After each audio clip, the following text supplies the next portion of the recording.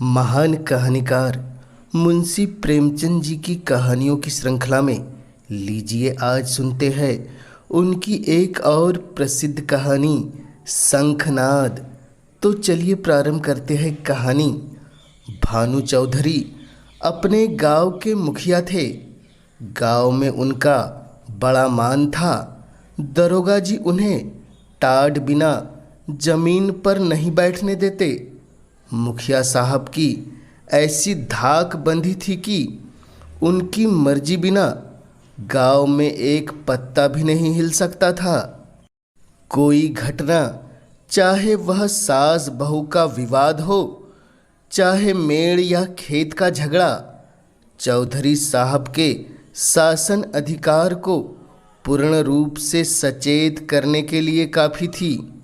वह तुरंत घटना स्थल पर जा पहुँचते। तहकीकात होने लगती। गवाह और सबूत के सिवा किसी अभियोग को सफलता सहित चलाने में जिन बातों की ज़रूरत है उन सब पर विचार होता और चौधरी जी के दरबार से फैसला हो जाता। किसी को अदालत जाने की ज़रूरत नहीं पड़ी। हाँ, कष्ट के लिए चौधरी साहब कुछ फीस जरूर लेते थे। यदि किसी अवसर पर फीस मिलने में असुविधा के कारण उन्हें धीरज से काम लेना पड़ता तो गांव में आफत मच जाती थी, क्योंकि उनके धीरज और दारोगा जी के क्रोध में कोई घनिष्ठ संबंध था। सारांश यह कि चौधरी से उनके दोस्त दुश्मन सभी चौकन्ने रहते थे। चौधरी महाशय के 3 सुयोग्य पुत्र थे। बड़े लड़के बितान एक सुशिक्षित मनुष्य थे। डाकिये के रजिस्टर पर दस्तखत कर लेते थे।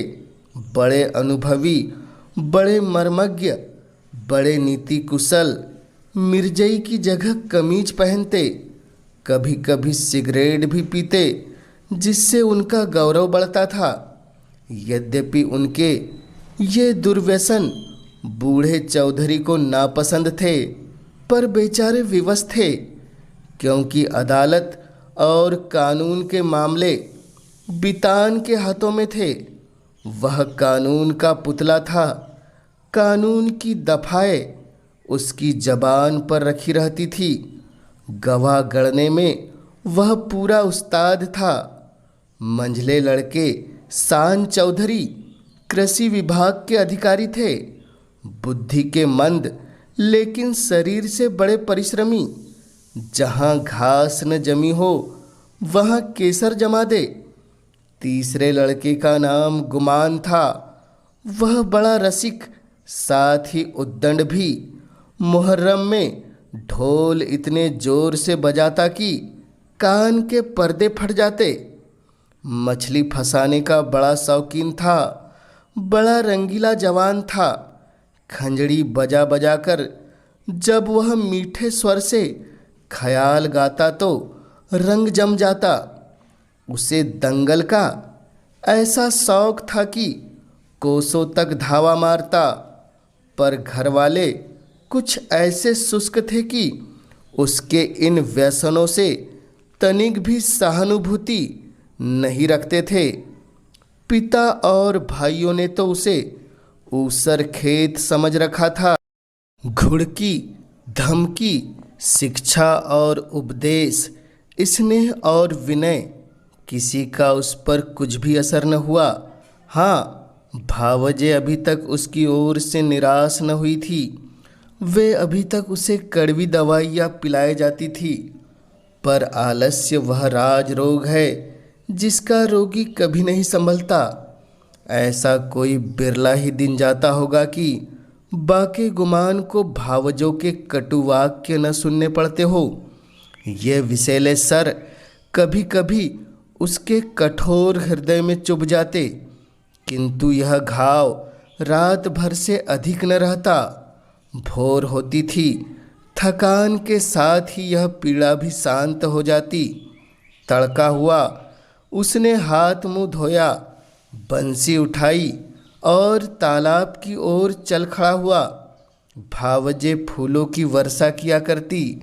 बूढ़े चौधरी पैतरे बदलते रहते और भाई लोग तीखी निगाह से देखा करते, पर अपनी धुन का पूरा बांका गुमान उन लोगों के बीच इस तरह अकड़ता चला जाता जैसे कोई मस्त हाथी कुत्तों के बीच से निकल जाता है।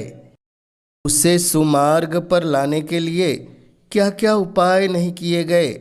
बाप समझाता, बेटा ऐसी राह चलो जिससे तुम्हें भी पैसे मिले और गृहस्थी का भी निर्वाह हो। भाइयों के भरोसे कब तक रहोगे? मैं पका आम हूँ, आज टपक पड़ा या कल, फिर तुम्हारा निबाह कैसे होगा? भाई बात भी न पूछेंगे। भावजों का रंग देख रहे हो, तुम्हारे भी लड़के बाले हैं, उनका भार कैसे संभालोगे? खेती में जीने लगे, कहो तो कांस्टेबली में भर्ती करा दूँ। बाका गुमान खड़ा खड़ा यह सब सुनता, लेकिन पत्थर का देवता था, कभी न पसीजता। इन महाशय के अत्याचार का दंड उनकी स्त्री बेचारी को भोगना पड़ता था। मेहनत के घर के जितने काम होते वे उसी के सिर थोपे जाते। उपले पांथती, कुएं से पानी लाती, आटा पीसती और तिस पर भी जेठानियाँ सीधे मुंह बात न करती, वाक्य बाणों से छेदा करती। एक बार जब वह पति से कई दिन रूठी रही तो बाके गुमान कुछ नर्म हुए। बाप से जाकर बोले, मुझे कोई दुकान खुलवा दीजिए। चौधरी ने परमात्मा को धन्यवाद दिया, फूले नहीं समाए। कई 100 रुपये लगाकर कपड़े की दुकान खुलवा दी। गुमान के भाग जागे, तंजेब के चुन्नटदार कुर्ते बनवाए, मलमल का साफा धानी रंग से रंगवाया। सौदा बिके या ना बिके, उसे लाभ ही होना था। दुकान खुली हुई है, 10-5 गाड़े मित्र जमा हुए हैं, चरस की दम और ख्याल की ताने उड़ रही है। चल झटपटरी जमुना तटरी, खड़ो नटखटरी। इस तरह 3 महीने चैन से कटे। बाके गुमान ने खूब दिल खोल कर अरमान निकाले, यहाँ तक कि सारी लागत लाभ हो गई। टाट के टुकड़े के सिवा और कुछ न बचा। बूढ़े चौधरी कुएं में गिरने चले। भावजों ने घोर आंदोलन मचाया, अरे राम, हमारे बच्चे और हम चीथड़ों को तरसे, गाड़े का एक कुर्ता भी नसीब न हो, और इतनी बड़ी दुकान इस निखट्टू का कफन बन गई। अब कौन मुंह दिखाएगा? कौन मुंह लिए? वह फिर घर आया और फिर वही पुरानी चाल चलने लगा। कानूनदा बितान उनके यह ठाट बाट देखकर जल जाता। मैं सारे दिन पसीना बहाऊं, मुझे नैन सुख का कुर्ता भी न मिले। यह अपाहिज सारे दिन चारपाइयाँ तोड़े और यूं बंठन कर निकले। ऐसे वस्त्र तो शायद मुझे अपने ब्याह में भी नहीं मिले होंगे। मीठे सान के हृदय में भी कुछ ऐसे ही विचार उठते थे। अंत में यह जलन नहीं सही गई और अग्नि भड़की तो एक दिन कानूनदा बितान की पत्नी गुमान के सारे कपड़े उठा लाई और उन पर मिट्टी का तेल उड़ेल कर आग लगा दी। ज्वाला उठी, सारे कपड़े देखते देखते जलकर राख हो गए। गुमान रोते थे, दोनों भाई खड़े तमाशा देखते थे। बूढ़े चौधरी ने यह दृश्य देखा और सिर पीट लिया। यह द्वेष अग्नि है, घर को जलाकर तब बुझेगी। यह ज्वाला तो थोड़ी देर में शांत हो गई, परंतु हृदय की आग ज्यों की त्यों दहकती रही। अंत में एक दिन बूढ़े चौधरी ने घर के सब मेंबरों को एकत्रित किया और इस गूढ़ विषय पर विचार करने लगे कि बेड़ा कैसे पार हो। बितान से बोले, बेटा तुमने आज देखा कि बात की बात में सैकड़ों रुपयों पर पानी फिर गया। अब इस तरह निर्वाह होना असंभव है। तुम समझदार हो, मुकदमे मामले करते हो, कोई ऐसी राह निकालो कि घर डूबने से बचे।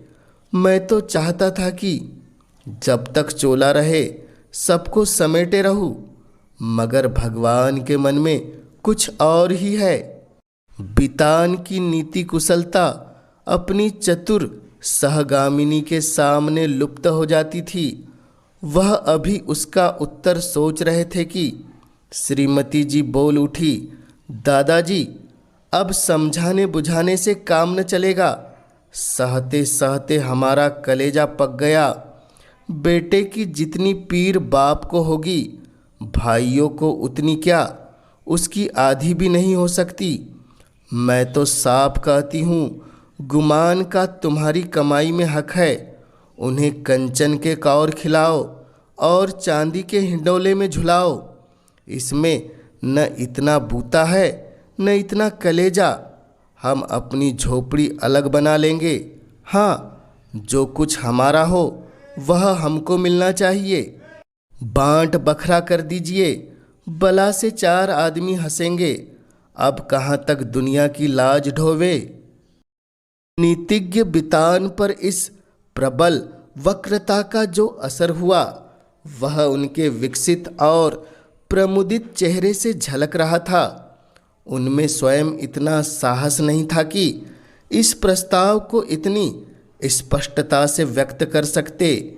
नीतिज्ञ महाशय गंभीरता से बोले, जायदाद मुस्तरका, मनकुला या गैर मनकुला, आपके हीन हयात तकसीम की जा सकती है। इसकी नजीरें मौजूद है। जमींदारों को साकिल तुल मिल्कियत करने का कोई इस्तहाक नहीं है। अब मंद बुद्धि सान की बारी आई, पर बेचारा किसान बैलों के पीछे आंखें बंद करके चलने वाला ऐसे गूढ़ विषय पर कैसे मुंह खोलता, दुविधा में पड़ा हुआ था। तब उसकी सत्यवक्ता धर्मपत्नी ने अपनी जेठानी का अनुसरण कर यह कठिन कार्य संपन्न किया।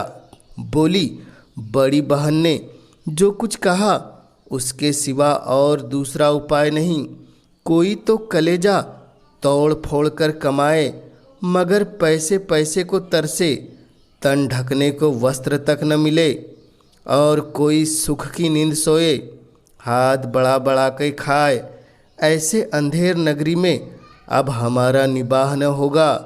सान चौधरी ने भी इस प्रस्ताव का मुक्त कंठ से अनुमोदन किया।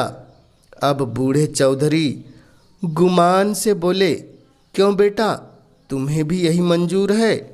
अभी कुछ नहीं बिगड़ा, यह आग अब भी बुझ सकती है। काम सबको प्यारा है, चाम किसी को नहीं। बोलो क्या कहते हो? कुछ काम धंधा करोगे या अभी आंखें नहीं खुली? गुमान में धैर्य की कमी न थी। बातों को इस कान से सुनकर उस कान से उड़ा देना उसका नित्य कर्म था।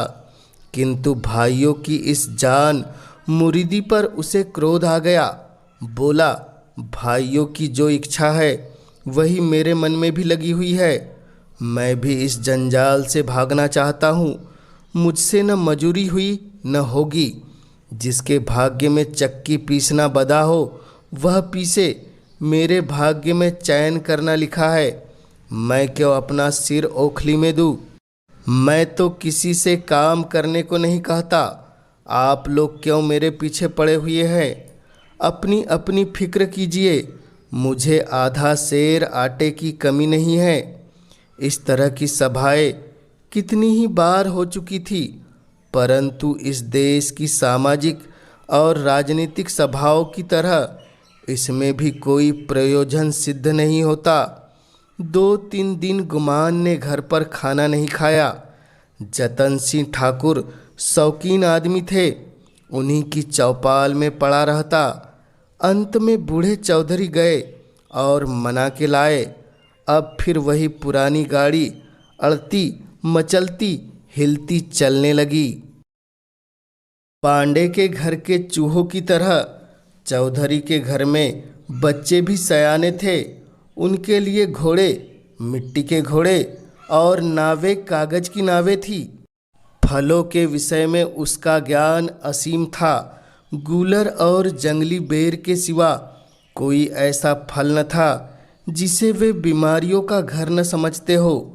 लेकिन गुरदैन के खोंचे में ऐसा प्रबल आकर्षण था कि उसकी ललकार सुनते ही उनका सारा ज्ञान व्यर्थ हो जाता था।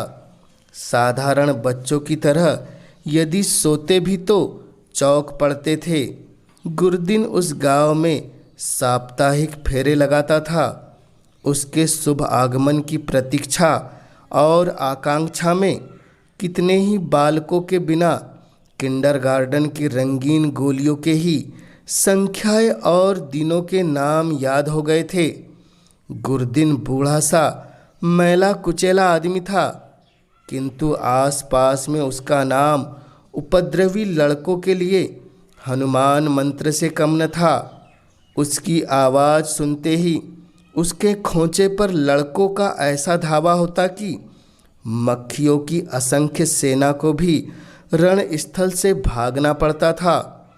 और जहाँ बच्चों के लिए मिठाइयाँ थी, वहाँ गुरदीन के पास माताओं के लिए इससे भी ज़्यादा मीठी बातें थी।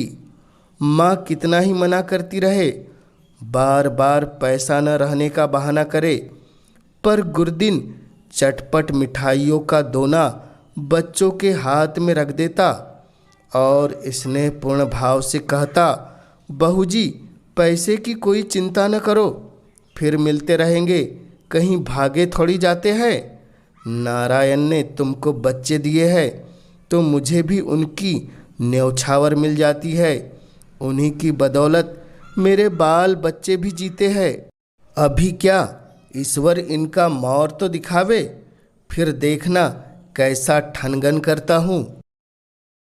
गुरदिन का यह व्यवहार चाहे वाणिज्य नियमों के प्रतिकूल ही क्यों न हो, चाहे नवनगद सही तेरा उधार नहीं वाली कहावत अनुभव सिद्ध ही क्यों न हो, किंतु मिष्टभाषी गुरदिन को कभी अपने इस व्यवहार पर पछताने या उसमें संशोधन करने की जरूरत नहीं हुई। मंगल का शुभ दिन था। बच्चे बड़े बेचैनी से अपने दरवाजे पर खड़े गुरदिन की राह देख रहे थे।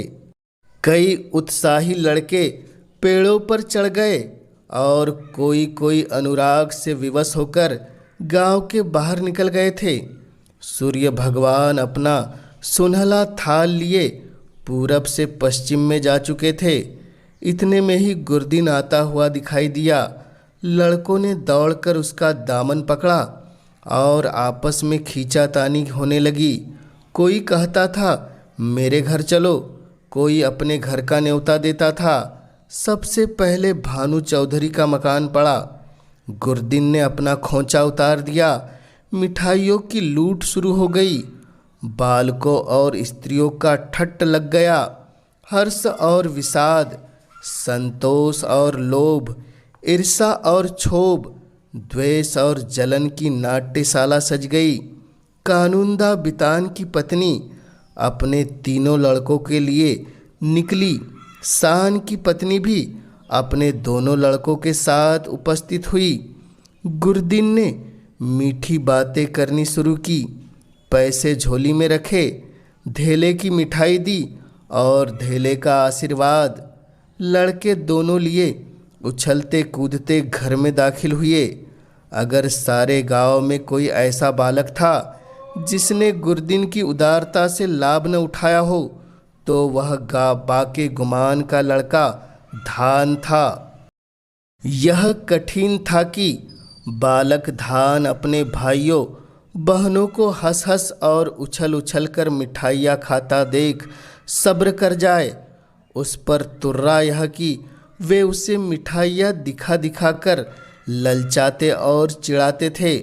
बेचारा धान चीखता और अपनी माता का आंचल पकड़ पकड़ कर दरवाजे की तरफ खींचता था, पर वह अबला क्या करे। उसका हृदय बच्चे के लिए ऐंठ ऐंठ कर रह जाता था। उसके पास एक पैसा भी नहीं था। अपने दुर्भाग्य पर, जेठानियों की निष्ठुरता पर और सबसे ज़्यादा अपने पति के निखट्टूपन पर कुड़कुड़ कर रह जाती थी।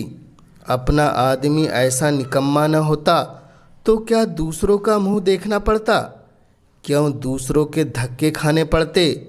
उसने धान को गोद में उठा लिया और प्यार से दिलासा देने लगी, बेटा रो मत, अब की गुर्दिन आवेगा तो तुम्हें बहुत सी मिठाइयाँ ले दूंगी।